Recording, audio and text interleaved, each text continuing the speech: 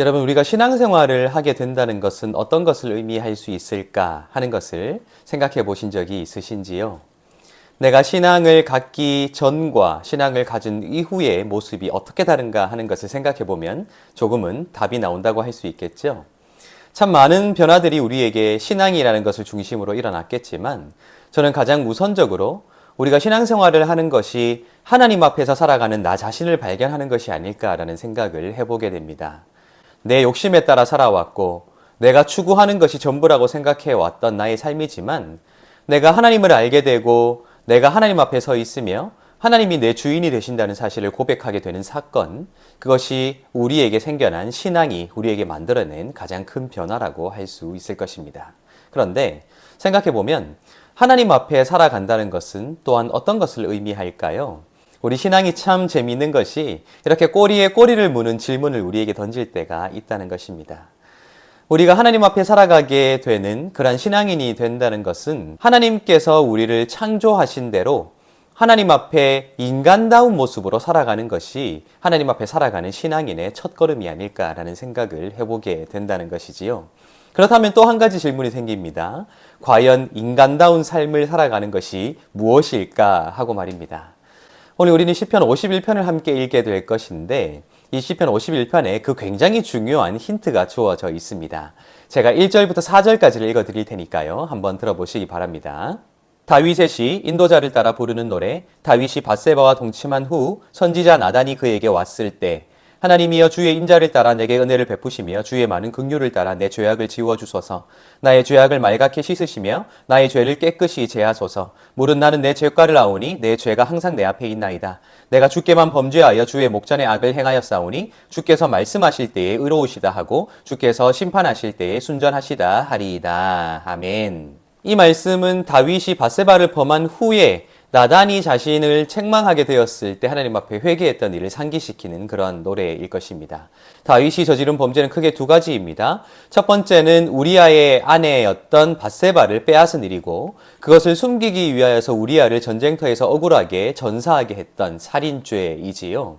그러한 범죄를 저지르고 난 후에 사무엘서는 나단이 다윗에게 나와 그를 책망하게 되었고 다윗이 즉각적으로 회개하게 되었다라고 기록하고 있다는 것입니다. 그런데 오늘 이 말씀은 조금 독특한 구도를 우리에게 보여주고 있습니다.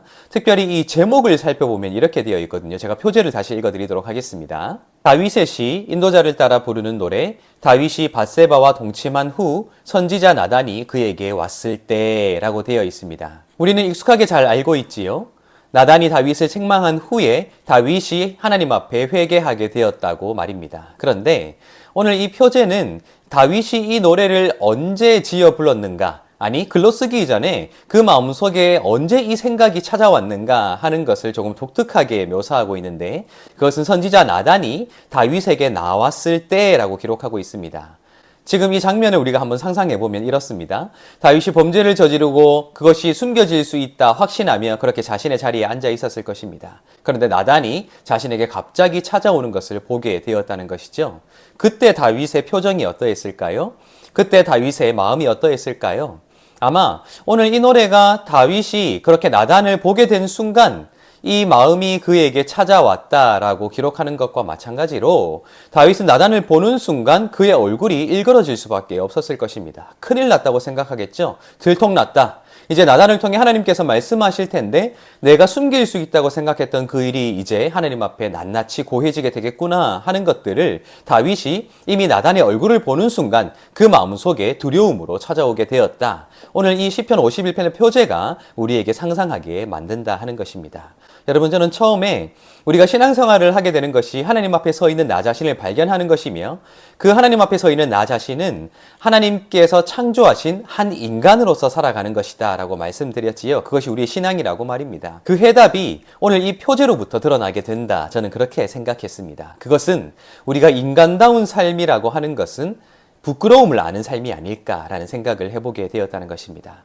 반드시 누가 지적하지 않더라도 반드시 누가 캐내지 않더라도 자신이 행한 일이 부끄럽다는 사실을 인식할 수 있을 때 그것이야말로 우리가 하나님 앞에 하나님께 창조하신 인간으로 살아가는 그러한 모습이며 그렇게 하나님 앞에 하나님을 두려워할 수 있는 그러한 근거가 되지 않겠는가라는 생각을 해보게 된다는 것입니다. 다윗은 나단이 등장하는 순간 부끄러움을 깨달았던 것이지요. 그러니까 그 누구도 시키지 않았어도 그 마음속에 이미 시편 51편의 이 노래가 불려지고 있었다. 하나님 앞에 회개하는 마음이 생기게 되었다라고 오늘 이 말씀이 우리에게 넌지시 말해주고 있다는 것입니다. 여러분, 우리가 삶을 살아가다 보면 부끄러움을 잊은 사람들이 너무나도 많다는 사실을 알게 되지요. 그런데 놀라운 것은요, 그 스스로는 부끄러움을 모르지만 자신을 제외한 다른 모든 사람들은 알고 있다는 거예요. 저게 얼마나 잘못된 일인가, 저게 얼마나 그릇된 것인가 하는 것들을 다른 모든 사람들은 알고 있는데 본인만 모를 때가 얼마나 많이 있는가 하는 것이지요. 때로는 우리도 그럴지도 모르겠습니다. 다른 사람들은 우리를 보면 염려하고 또한 걱정하며 기도하고 있지만 나 혼자서 모르고 있는 부끄러움을 잊은 부분들이 우리 모두에게는 존재한다 하는 것입니다. 어쩌면 우리가 인간다운 삶을 살아가는 것, 그렇게 하나님의 창조물로서 하나님을 인식하며 살아가는 그 신앙의 여정이 바로 그 부끄러움으로부터 시작되지 않는가라는 생각을 해보게 된다는 것이죠. 내가 부끄럽기에 하나님의 도우심이 필요할 수밖에 없고 내가 연약하기에 하나님의 용서하심이 필요할 수밖에 없는 그러한 나 자신을 인식해 나아가는 것, 그것이 우리 신앙의 첫걸음이자 하나님을 인식할 수 있고 하나님의 도우심을 구할 수 있는 근거이자 또한 가장 인간다운 삶으로 우리 삶을 이끌어 갈 수 있는 원동력이 되지 않는가라는 생각을 해보게 된다는 것입니다. 여러분, 우리가 부끄러움을 안다는 것은 자기를 객관화할 수 있는 능력으로부터 비롯됩니다. 나를 한번 제3자로 놓고 내 말과 행동을 한번 돌아보는 것이죠. 매일매일의 삶 속에서 그러한 시간들이 필요합니다. 내가 온전했던가?